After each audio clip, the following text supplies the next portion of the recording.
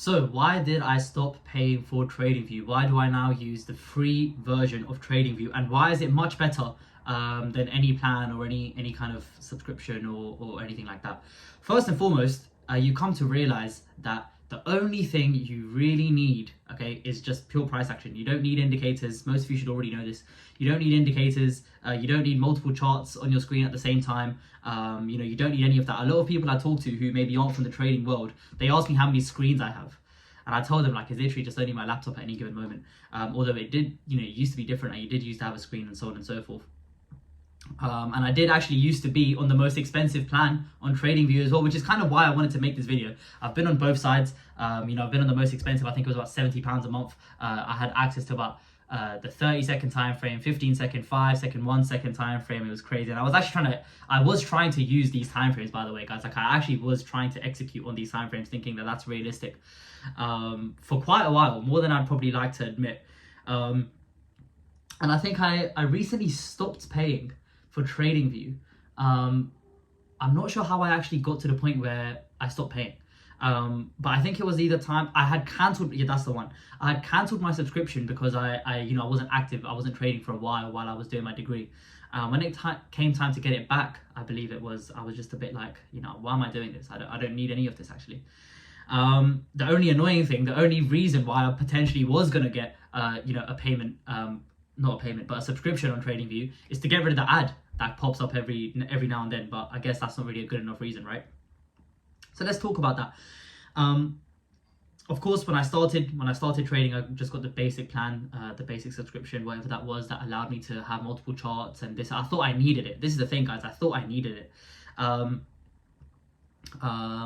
Because ultimately, like most traders or most people that begin to learn, I believed that more is better. This is especially true when it came to me, looking at the seconds time frame, for example. I was that trader that was very, very intricate, M1 all the time. The sub 2 pip stop loss, otherwise it's a shit trade. I literally, no word of a lie, I remember there was a trade, probably many trades, but there's one memory I have very fresh. There was a 4 pip stop loss. 4 pip stop loss, and I didn't take the trade on purpose. I didn't take the trade because the stop loss was too big. So that's the kind of, just as a bit of background, that's the kind of mentality I used to have as a trader. And I was kind of justifying even the price or the cost or the fact that I'm being stupid enough to execute or try to even analyze on these very, very micro timeframes by the fact that I'm doing more, right? So I'm doing more than everyone else. I'm paying more than everyone else. So I must be doing better, or I must end up better, or I must yield better results. As a result, of course, we know that all of that is complete bullshit. It's not true at all. Everything that you need, right? Everything that you need can be done on the free version of TradingView. All you need to see is price action. And let me tell you, there's one specific reason I actually wanted to make this video, because it kind of branches off into a couple of other lessons. But let's think about it, right? So my strategy, let's say, for example, I have a macro purge of liquidity. Let's say this is a previous day low. Okay, so let's say I have a macro purge of that. So that liquidity is taken. Now, ultimately, on a micro scale, I want to see some kind of accumulation schematic, right? I want to see bearish price that's come into this low turn bullish. Okay, so let's say, for example, I see something like this, whether it be structure or whether it just be some kind of other bullish intent, whatever it is. Let's say I get something like that, and I now understand, looking at this, let's say, for example, I can see this now on M5, okay? I understand, looking at this, that I definitely do not want to buy above this low, and as a result, I want to be buying below that low, okay? That's it, my decision is made. Now, whether I want to straight away set a buy limit at this point and put my stop loss below the low, or whether I want to wait for price to come and then potentially give me a more micro accumulation and then execute here, that's a separate story. But the fact is, on M5, okay, on this particular scale, the decision is very, very easy to make. I want to take my trade below this low. Very, very simple. Now, when I'm in a situation, for example, where I can see, I remember, like, to be fair, S30, right, M1, M2, M3 I can still see, but I could see M3, 4, 5. I could see all of them. Right? So what previously was something as simple as buying below, what now is something as simple as buying below this low, I would go on all of these separate time frames, right? and I'd find another low here. I'd find another low here. I'd find another low here, right? Or even one here, whatever it is. And now I've got so much more decision making to do. It's unreal. I've got so much more decision making to do.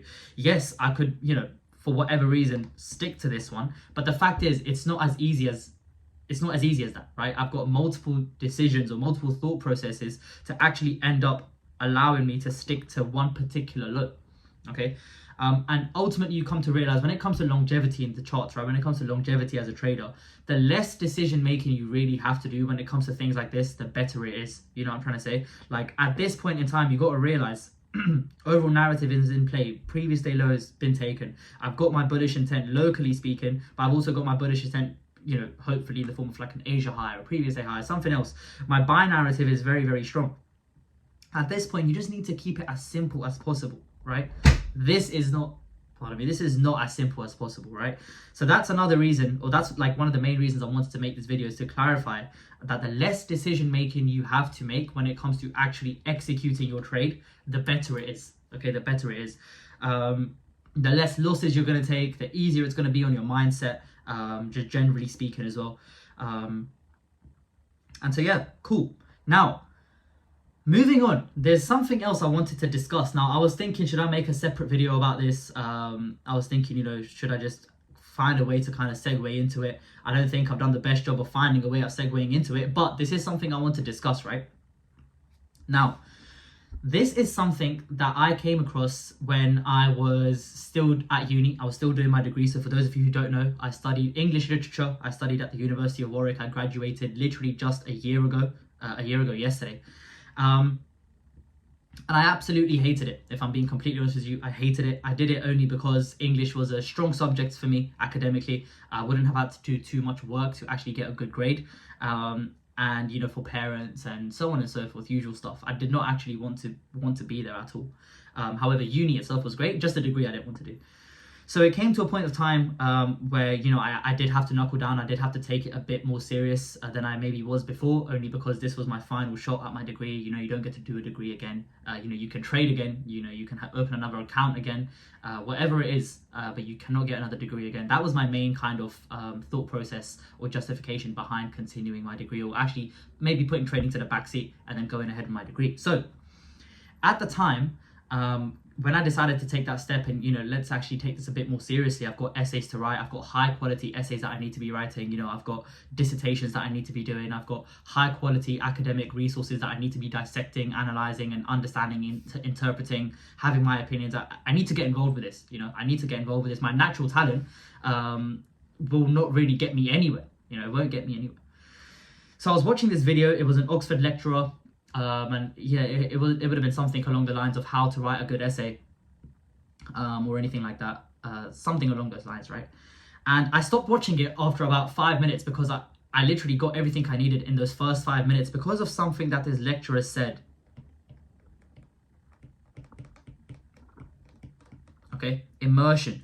If you want to be good, not even good, if you genuinely want to be great at anything, you need to immerse yourself in that field, whatever it is. If it's pottery, you need to know everything you can physically know in your brain about pottery, different types of clays, which way the thing spins, if it makes a difference, the balance in your hands, and whatever. I don't know nothing about pottery. I don't know why I'm using it as an example, but you need to immerse yourself completely in any topic that you want if you want to have any chance at mastery. Bear in mind, immersing yourself doesn't guarantee mastery. It just puts you like in the race. It gives you a chance. So this is non-negotiable, right? You need to immerse yourself completely in whatever it is that you plan to do. So obviously at the time of my degree, I realized that, you know, I don't know how much of a good job I did at immersing myself, but definitely, you know, get stuck in, right? Get stuck in. Now, when it comes to trading, it is exactly the same. You need to go through a period of time where you fully immerse yourself in this field, right? In your technicals, in your this, that, whatever it is, up until you get to a point where you are fluent with what it is that you are doing, okay? Now, this is something very important. I want to make sure I get my point across properly. The reason I wanted to discuss this, right, is because I've seen a lot of people who are there in the trading world and they're talking about, you know, I've been doing this for 5 years, I've been doing this for 6 years, 4 years, even 3, 2, however long, right? And they're not getting anywhere. They're not getting anywhere. That is because you guys, if this is you are not immersing yourself in the field. You're not doing it. You're doing everything else. You're doing everything else, but you're not getting fully stuck in with what it means to be a trader. Now, let me clarify. Going out and paying for more courses, getting more mentorship does not count, right? Continuously changing your strategy does not count. Immersing yourself in the trading world is more or less, it's a very internal thing. It's a very internal thing. All these things that you are doing with mentorship, with getting more courses, more education, even if it's reading books, which of course have their benefit, all of these things have their benefit, they have their place, right? But for the point I'm trying to make, all of these things, you are externalizing your progress when it comes to trading. That's not going to get you anywhere. You need to, once again, internalize the process. You need to internalize the process. You need to internalize your progress as a result, and get in touch with yourself, your intuition, your mindset, your experience, and so on and so forth, what type of trader you are, and immerse yourself through that avenue. Now, how does this manifest? I've seen a lot of people talking about, people are making switches from, for example, if we look at the regular, I guess, box standard approach these days, is you have macro to micro, which is what I do, right? This is perfect. You find your macro high probability area, you know what schematic it is you're looking for on the micro, and if it presents, you execute. Very, very simple. Now, a lot of people are doing this thing where, they're not doing it properly. They're not doing it properly. So when they're on the micro, they're doing what I used to do back in the day, right? Always on M1, this and that and the other. Don't really know what they're looking for. They're looking at they're just basically, I'm not, for lack of a better word, they're just not doing whatever it is they're trying to do. They're not doing it properly. They're not doing it properly. Then they turn around and say, oh, okay, this is not working for me. This is not working for me. What I'm going to do is I'm going to stick to the higher time frame approach, where I only execute on M30 and above, M15 and above, H1 and above, whatever it might be. And in isolation, there is nothing wrong with that approach at all. There's nothing wrong. The market is fractal. Whatever you're going to see patterns-wise on a lower time frame, you're going to see on a higher time frame. It's okay. But the fact is, you need to, first of all, right, you cannot have the audacity to say, this isn't working for me, I'm going to go and do that, if you never did this properly in the first place. Doesn't make any sense. And this is something that I feel passionately about only because I want to see people succeed. So when I see people doing all this, I'm just like, immerse yourself fully, at least once properly, right? Get involved properly once. And actually, do yourself the justice of going ham with this and doing something properly. Go out, yes, don't jump from mentorship to mentorship. But internally, if you are at a mentorship, if you are at a course where you've seen other people succeeding, where you have the tools that you need, right? Dedicate yourself, immerse yourself. You can't just quit something. For example, these people, right? You can't just leave the micro behind because you're shit at trading micro. That doesn't make any sense. Just because you, for example, don't know how to do something properly doesn't give you the audacity, in my opinion, to say, oh, that doesn't work, let me go try something else. Because realistically, everything works. This is the thing with trading, right? All of it works if you use it properly. So if you're, for example, going from macro to micro didn't work for you, it's not because it doesn't work, it's because you were shit, realistically. So if you were shit at that, then you're going to be shit at how you do one thing is how you do everything, right? So if you were poor at executing a top-down analysis and understanding your high probability areas and being disciplined with picking your micro analysis and so on and so forth, you're going to be shit at whatever else you try to do. It's just the reality of it. And so, yeah, this is just a thought process that I wanted to share, hopefully to invoke some curiosity, to inspire someone to just get involved, man. Just do it properly. You know what I'm trying to say? Do it properly. If, for example, you're in a situation where, you think you are, because this is the other thing with trading, no one is there to be, no one's having fun.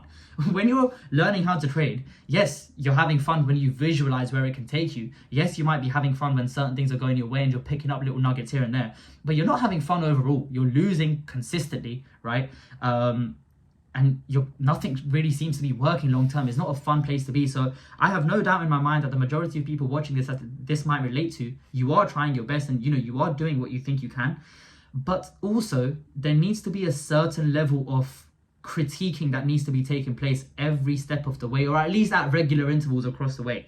If you've been in the same spot for more than a year, guys, with literally no growth, come on now. You know what I'm trying to say? It's not that you should be doing better, but you should be doing something different. You should be doing something else. If you've been in the same spot where you've been jumping around from, different strategies, or for example, even if you've got the same strategy, guys, right? Even if you're in the same place, maybe you're just in the wrong place. Maybe you just need to be educated in a different way. Maybe you just need, you know, I don't know, whatever it is you guys need. You guys will know internally the answers to these things. And there is a fine line, right? There is a fine line, for example, between after a while realizing that something needs to change and just hopping between different things. So let's talk about that for a second. Person one externalizes progress, right? They think that if they've paid a mentor, if they've paid for a course, that's it, job done, because it's external, right? That there is done. They don't need to do anything else. For example, they'll try a certain strategy. Excuse my handwriting today, guys. Try a certain strategy, right? Doesn't work. Okay, that's their job done. And it's just like this person who externalizes their progress is never going to get anywhere, right? Person number two, their progress is very much internalized. Okay, so even when they pay for a mentorship, right, they need to know, or they will know as a result, how their progress is in comparison to, for example, the next person who joins the mentorship, or just in general comparison to the previous mentorship they took, whatever it might be. They try a strategy, right? And if it doesn't work, there will be data behind that. There will be data behind that. They would have given it the 6 to 12 months to trial it after they've learned it. Bear in mind, guys, for whoever it is that's out there in the education phase still, if you are trading while you are learning something, you will not make it. Guaranteed. You need to purely dedicate your first, however long it takes, is different for different people, right? To learn the technicals, to learn the concepts, to learn the theory. And after that, you can, once you have a system, essentially, right? Once that theory is no longer structure in isolation, liquidity in isolation, price ranges in isolation, right? Once it's all of those things in conjunction as a system, that's when you can go and start trading. That's when you can go and start, you know, on a demo or whatever it might be. If you're trading and learning at the same time, you're fucked. But what was I going to say? Yes. So second person who internalizes their progress, let's say they do have a strategy, they do have a system, their conclusion of this strategy not working will be a result of a track record, right? Will be a result of, for example, a certain amount of data collected that shows them that this isn't working. And then that allows them to move forward and go and change it, right? Move forward and go and look for something different. At least now they'll know what they're looking for. Because of the data, they'll know why it is that it isn't working. First guy's just going to say, let me just go to the next one. Let me just go to the next one. Let me just go to the next one. I've seen people like this. And I guarantee they are today where they were this time last year. That's the crazy part. But yeah, I feel like I've been waffling for a while, but I do hope there is some value to be gained from this. I do hope it sparks curiosity, some interest, some inspiration amongst some of you at least. If you have any thoughts, of course, feel free to share and let me know. But other than that, this will be the end of this particular monologue, and I will catch you guys soon. Take care, trade safe, and I'll see you all soon, guys.